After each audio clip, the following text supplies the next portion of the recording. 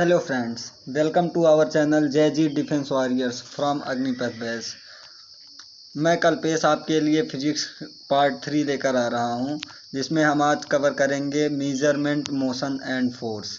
तो मेजरमेंट के लिए हमारे पास क्वांटिटीज़ होती हैं जिसे हम फिजिकल क्वांटिटीज़ कहते हैं। फिजिकल क्वांटिटीज़ आती हैं, फिजिकल क्वांटिटीज़ जैसे कि which can be measured in directly और इनडायरेक्टली बाय मीन्स, जिसे हम प्रत्यक्ष या अप्रत्यक्ष रूप से मेजर करते हैं, वो हमारे फिजिकल क्वांटिटीज़ में आती हैं। इसकी ये कुछ फंडामेंटल यूनिट्स भी होती हैं। फिजिकल क्वांटिटीज़ दो प्रकार की होती हैं, एक होती हैं फंडामेंटल जो इंडिपेंडेंट क्वांटिटीज़ होती हैं, और एक होती हैं डिपेंडेंट क्वांटिटीज़ जिसे हम डिराइव्ड क्वांटिटीज़ भी कहते हैं। तो फंडामेंटल क्वांटिटीज़ जो इंडिपेंडेंट होती है, जो सिर्फ खुद से बनती है, जो यूनिट क्वांटिटी जिसकी यूनिट भी एक ही हो सकती है, तो उसे हम फंडामेंटल क्वांटिटी कहते हैं। और डिराइव्ड क्वांटिटीज़ वो होती हैं जो फंडामेंटल क्वांटिटीज़ के हेल्प से हमें प्राप्त होती हैं, उसे हम डिराइव्ड क्वांटिटीज़ कहते हैं। तो फंडामेंटल और डिराइव्ड क्वांटिटीज़ में हम यहाँ पे कुछ देख लेते हैं। जो फंडामेंटल क्वांटिटीज़ होती हैं वो 7 टाइप की होती हैं: mass, length, time, temperature, current, electricity, luminous intensity और अमाउंट ऑफ सब्सटेंस। तो ये हमारी 7 फंडामेंटल क्वांटिटीज़ होती हैं जिसके यूनिट्स भी होते हैं। मास को हम केजी में करते हैं, लेंथ को हम मीटर में, टाइम को सेकंड में, टेम्परेचर को केल्विन में, करंट इलेक्ट्रिसिटी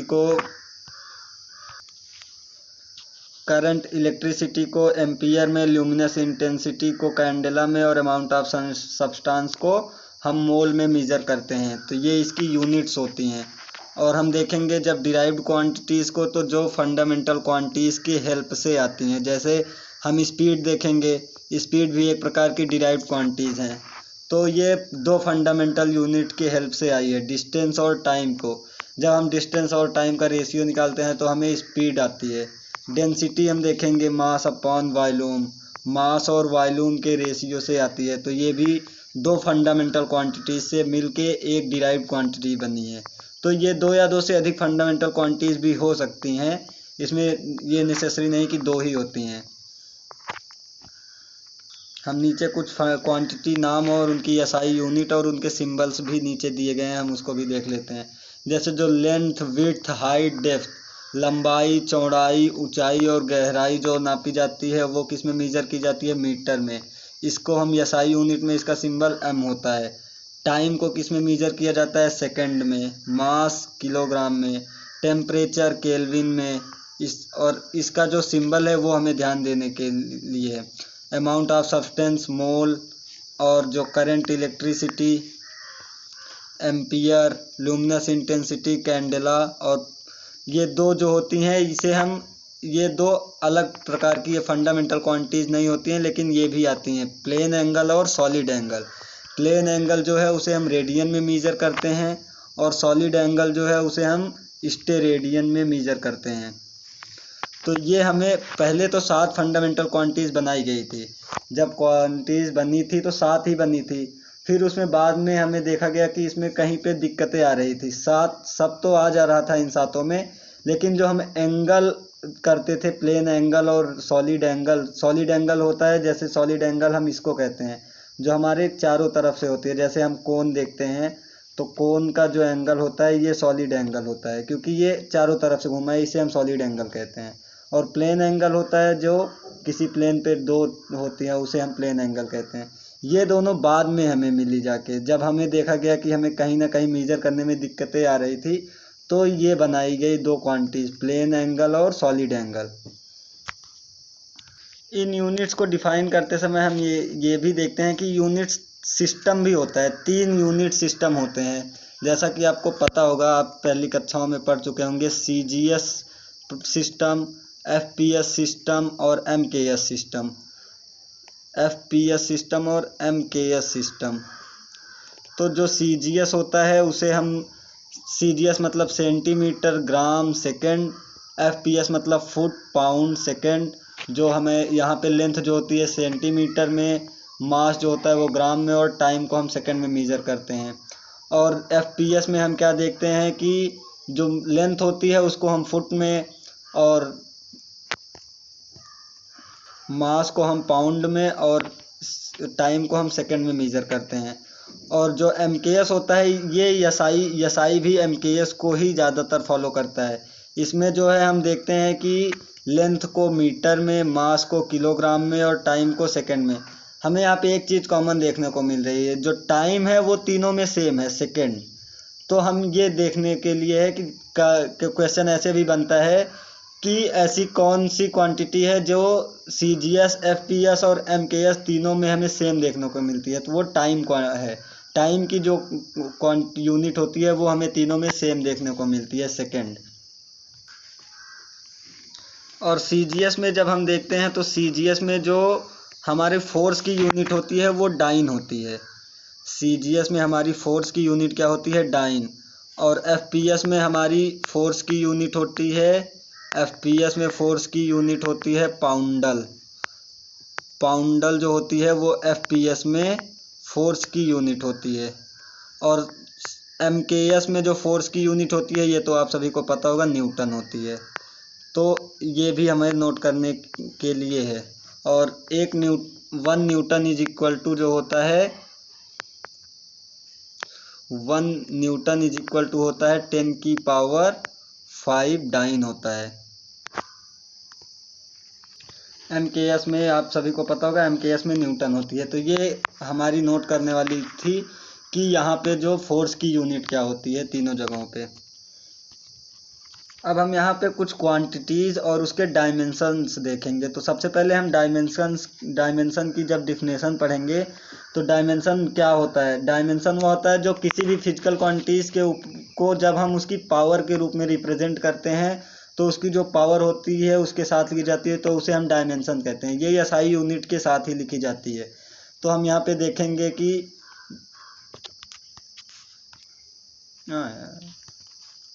अब हम यहाँ पे कुछ क्वांटिटीज़ और उसके डायमेंशंस को देखते हैं। तो डायमेंशन क्या होता है, जैसे कि डायमेंशन वो होता है जब हम किसी फिजिकल क्वांटिटी को उसकी पावर के साथ रिप्रेजेंट करते हैं तो उसे हम फिजिकल क्वांटिटी को उसके पावर के साथ रिप्रेजेंट करते हैं तो उसे डायमेंशन कहते हैं। तो डायमेंशन जो होता है, यहाँ पे हम कुछ डायमेंशन देखेंगे, उसके कुछ क्वांटिटीज़ देखेंगे उसके डायमेंशंस के साथ में। तो वो लेंथ को हम L से लिखते हैं क्योंकि इसका पहला लेटर ले लेते हैं। टाइम को हम T से, इसके पहले लेटर के साथ। मास को हम M से। लेकिन वेलोसिटी को हम V से नहीं करते क्योंकि यह एक फंडामेंटल क्वांटिटी नहीं है, यह एक डिराइव्ड क्वांटिटी है। या दो फंडामेंटल क्वांटिटीज़ लेंथ और टाइम से मिल करके आती है, क्योंकि लेंथ जो इसका जो फॉर्मूला होता है वो डिस्प्लेसमेंट अपॉन टाइम। तो डिस्प्लेसमेंट हमें क्या बताता है, लेंथ को बताता है, और टाइम जो है वो तो टाइम को बताता है। तो ये जो होता है इसको जब हम फॉर्मूला लिखते हैं तो क्या लिखते हैं, इसकी यूनिट होती है मीटर पर सेकंड। तो मीटर जो हो गई वो L हो गई और सेकंड जो हो गया वो T हो गई। अब T को हम यहाँ पे ऊपर ले जाके LT-1 कर देते हैं। तो ये हो जाती है वेलोसिटी की डायमेंशन। अब यहाँ पे हम देखेंगे angular velocity. Angular velocity T inverse. Acceleration LT-2, क्योंकि एक्सीलरेशन क्या होता है, rate of change of velocity dv/dt। Energy को mL2T-2। एनर्जी डेंसिटी को mL-1T-2। तो आप सबको ये नोट कर लेना चाहिए कि ये सब क्या होता है। इसे डायरेक्ट क्वेश्चन कभी कभी बनते हैं, हमें डायरेक्ट उसके डायमेंशन पूछ लेता है कि इस क्वांटिटी की डायरेक्शन क्या है। जैसे फोर्स का सबसे मोस्ट इम्पॉर्टेंट है फोर्स mL-T-2, पावर mL2T-3 और density mL-3, electric charge LT,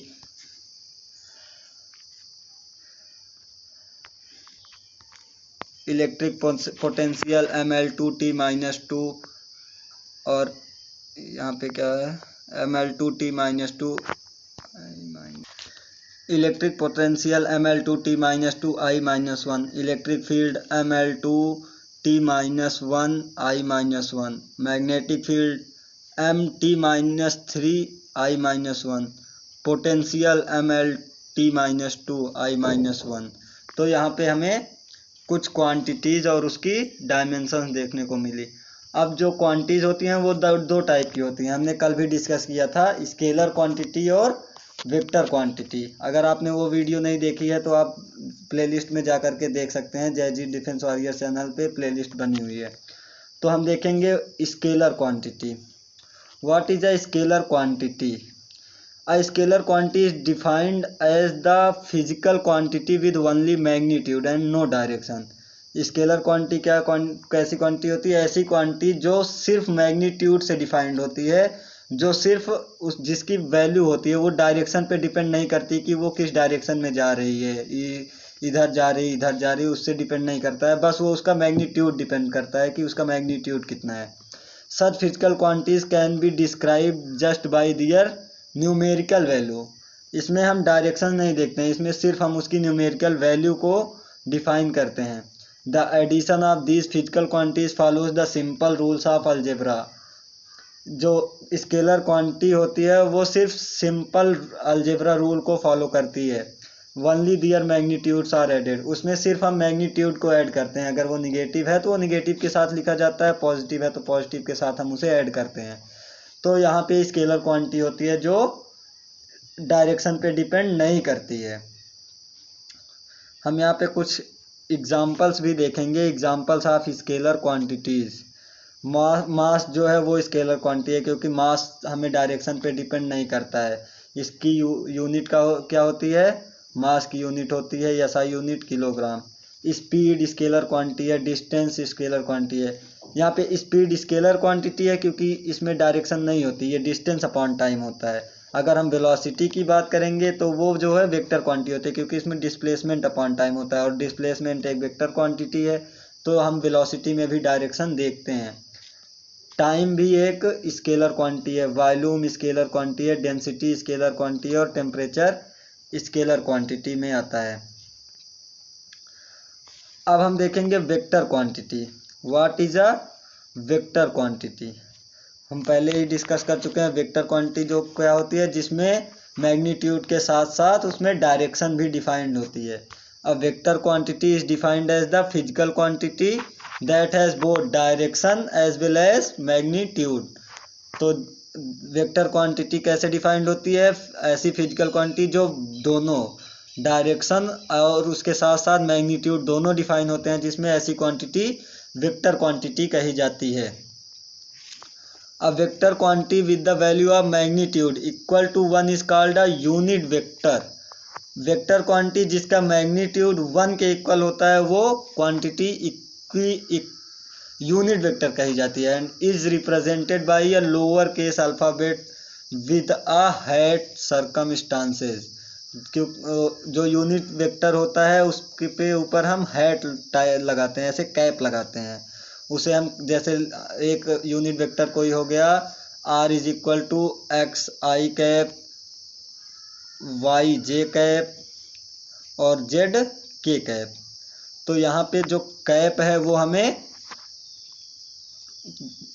यहाँ पे हम देख लेते हैं, x i cap, y j cap plus z k cap. यहाँ पे जो कैप है वो हमें डायरेक्शन दिखाता है कि ये किस डायरेक्शन में जा रहा है, आई डायरेक्शन में, जे डायरेक्शन में और के डायरेक्शन में, क्योंकि हमारी 3 एक्सिस होती हैं, एक्स वाई जेड। तो इसमें जो एक्स की तरफ जाता है उसे हम आई यू वेक्टर कहते हैं, यूनिट वेक्टर। वाई की तरफ वाले को जे और के की तरफ, जेड की तरफ वाले को हम के कहते हैं। तो ये हमारी वेक्टर क्वांटिटीज होती हैं। अब जैसे हमें कोई वेक्टर क्वांटिटी दी गई है, जैसे आर इज इक्वल टू दी गई है x i cap, y j cap plus z k cap. हमें आर इज इक्वल टू इतना दिया गया। अब हमें इसका सिर्फ मैग्नीट्यूड निकालना है, तो हम इसके जो कॉफिशिएंट है आई जे के और के जो कॉफिशिएंट है उसको हम साइन के साथ ले करके उसका जो फॉर्मूला हो जाता है R is mod of R is equal to हो जाता है under root x square plus y square plus z square. ये उसके मैग्नीट्यूड का फॉर्मूला हो जाता है। किसी भी वेक्टर क्वांटिटी को जब दी गई है वो वेक्टर क्वांटिटी और उसको हमें डिफाइन करना है कि इसका मैग्नीट्यूड कितना है, तो वो उसका फॉर्मूला हो जाता है mod of R is equal to x square plus y square plus z square under root के अंदर में। अब हम वेक्टर क्वांटिटीज़ के कुछ एग्जांपल्स देख लेते हैं, जैसे कि जो लीनियर मोमेंटम है, रेखीय संवेग, एक्सेलरेशन त्वरण, displacement, momentum, angular velocity, force, electric field, इन सब में हमें डायरेक्शन की ज़रूरत पड़ती है। तो जब हमें डायरेक्शन की ज़रूरत पड़ेगी तो ये वेक्टर क्वांटिटीज़ हो जाएंगी, और हमें अगर डायरेक्शन की ज़रूरत नहीं पड़ेगी तो वो स्केलर क्वांटिटीज़ हो जाएंगी। तो यहाँ पे पोलराइजेशन भी एक वेक्टर क्वांटिटी है। आप पोलराइजेशन देखते हैं, जैसे कि हम अपने कांचों पर करवाते हैं, गाड़ी की फ्रंट ग्लासेस पे पोलराइज कराए जाते हैं, तो वो जो क्वांटिटी होती है वो भी वेक्टर क्वांटिटीज होती है। उसमें भी हम डायरेक्शन देखते हैं कि किस डायरेक्शन में जो लाइट हमारी रिफ्लेक्स होगी या फिर रिफ्रैक्शन होगा उसका, वो किस डायरेक्शन में होगा, इसलिए वो भी एक वेक्टर क्वांटिटी आती है। अब हम यहाँ पे आगे देखेंगे फ्रिक्शन क्या होता है। फ्रिक्शन मतलब घर्षण। तो फ्रिक्शन जो है वो एक टाइप का फोर्स है। Friction is the force resisting the relative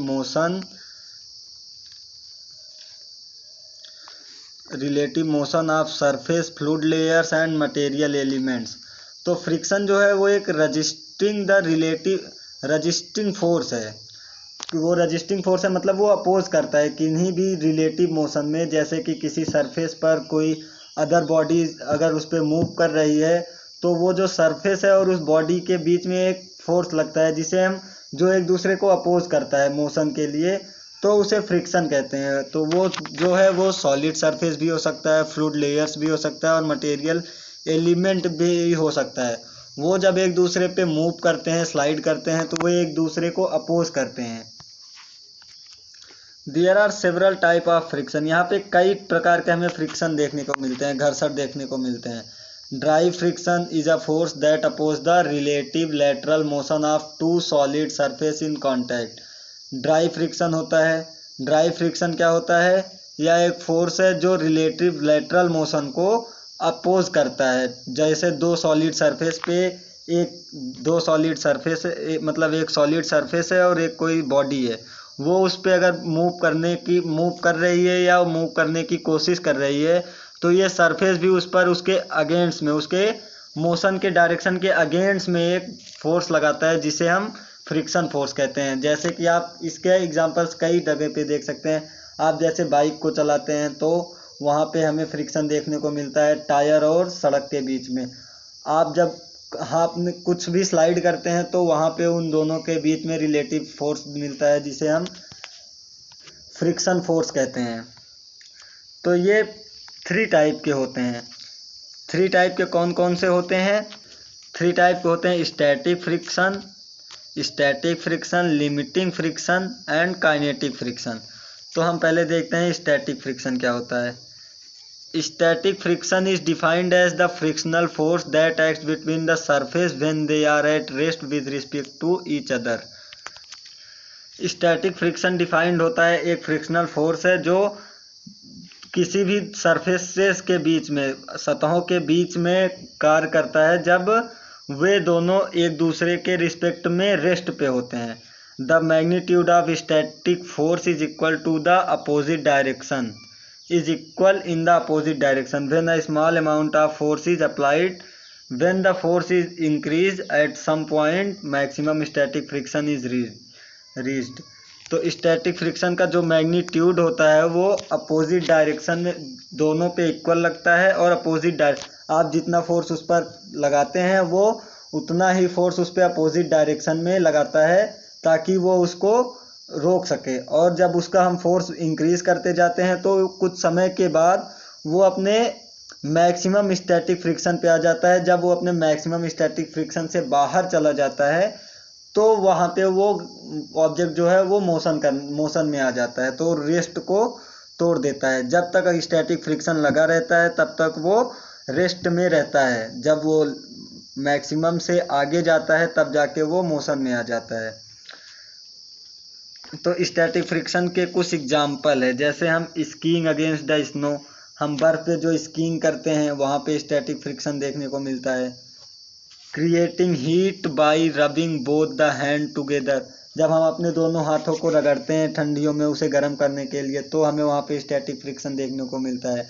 table lamp resting on the table.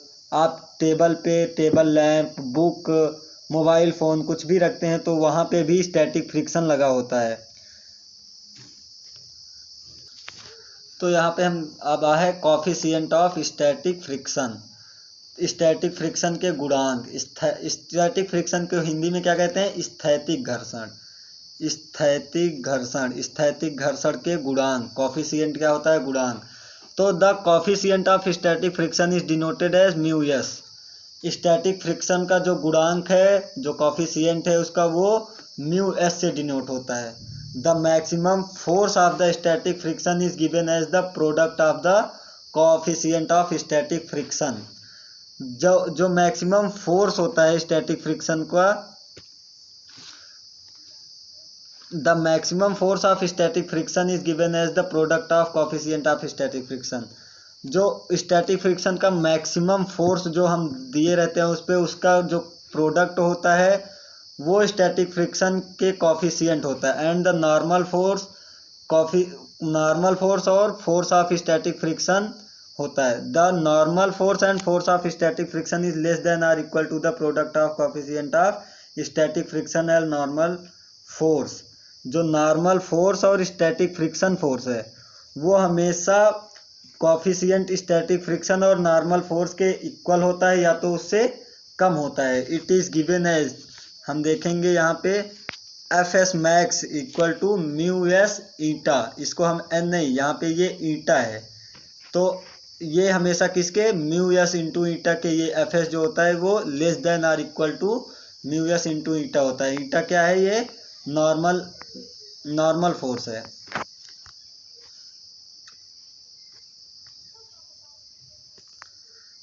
Where यहाँ पे हम देखेंगे एफ स्टैटिक फ्रिक्शन है, म्यू एस जो है वो कॉफिशिएंट ऑफ स्टैटिक फ्रिक्शन है, और ईटा जो है वो नॉर्मल फोर्स है।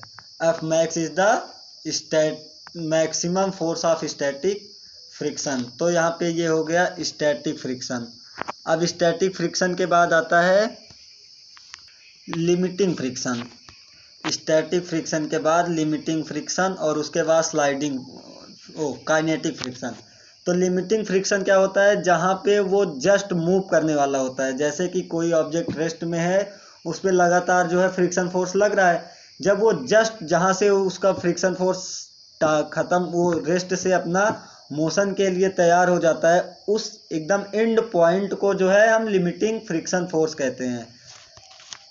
और लिमिटिंग फ्रिक्शन के बाद आता है एक होता है काइनेटिक फ्रिक्शन।